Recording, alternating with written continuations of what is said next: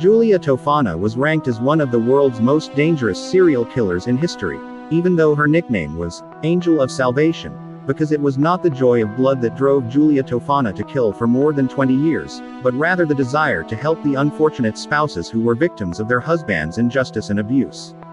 How did this lady get away with it all these years? And what is the story of the soup bowl that was the reason for her execution after she contributed to the killing of more than 600 men? Giulia Tofana, who was regarded as blending beauty and intelligence, lived in the Italian city of Palermo. Her father was violent and always abused her mother, although she was interested in the creation of drugs and the formulation of medicines from an early age.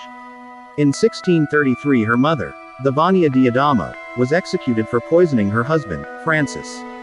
Tofana was not as fortunate in marriage as her mother, as she married a man who abused her. However, she was more intelligent than her mother, and she was able to create a poison that has no color, taste, or smell, and, most importantly, no one can detect its proof. Tofana then poisoned her husband and moved with her daughter Girolamo Spera to Naples, then Rome. Women in the 17th century in Italy had no financial or social power and were forced into early marriages with men who frequently abused them. Women had few options in life. Either marry or remain celibate, relying on prostitution for a living, or become poorly widows after inheriting their husband's money. In light of the bad reality of Italian women at the time, Giulia Tofana was able to establish a strong network of relationships, and soon became known as the friend of vulnerable women. Tofana provided much more than emotional support to women who were exposed to physical violence by their husbands, the elixir of deliverance.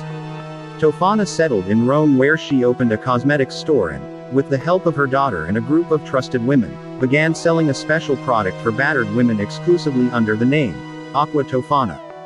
The formula of this poison was incredibly clever, as it could kill a man with just 4 to 6 drops, and it could not be detected if it was placed in food or drink because it had no color, taste, or smell.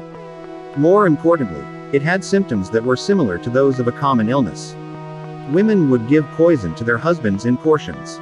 The man would only feel weak and tired throughout the first dose. Other symptoms, including stomach discomfort, extreme thirst, and vomiting, will begin to appear after taking the second dose.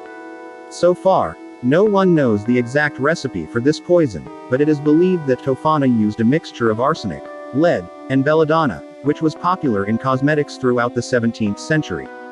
Aqua Tofana did not kill its victim right away, rather allowing the murderer's wife a chance to show her love and care for her poor husband before giving the third dose, which ended him. Some women even went so far as to demand that their husbands' bodies be autopsied after death, with the result that there was no indication of poison and that death was due to disease. Tofana and her clients have therefore been able to fool the authorities for decades, and they may have been able to fool everyone forever if it hadn't been for one of her clients' regrets. According to legend, Tofana met her demise at the hands of one of her patrons. That woman was lamenting about her husband's injustice and constant abuse of her, and with Tofana's guidance, she decided to get rid of him for good by putting 2 drops of Aqua Tofana in a bowl of soup. But before the man put the first spoon in his mouth, his wife surprised him and took the spoon away from his hand and begged him not to eat this soup. This raised the suspicion of the man, who revolted against his wife and continued to beat her until she admitted to poisoning the food. The husband immediately handed over his wife to the authorities, and after she was tortured, she admitted that she had bought poison from Giulia Tofana.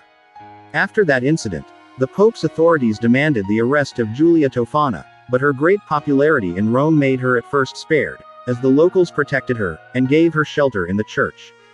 However, soon after, people began accusing Tofana of mass killing and poisoning Rome's waters, enabling authorities to break inside the church and arrest her. Tofana admitted to killing 600 men with her poison in Rome alone between 1633 and 1651 while being tortured. As a result, she was executed in July 1659, along with her daughter, Girolamo Spira, and 3 other assistants, and her criminal history is said to have lasted much longer than that, with her execution not taking place until 1709. Some women who used poison to kill their husbands were also arrested, with some lower-class women being put to death and some upper-class women being arrested, while some nobles were able to avoid punishment entirely by denying the responsibility of the deadly poison, Aqua Tofana. Her dead body was thrown over the wall of the church where she had taken shelter. I hope you enjoy the story. What do you think about Tofana's crazy idea of helping other abused women? Write us in the comment section and don't forget to like and subscribe to our channel to keep up with mysterious stories.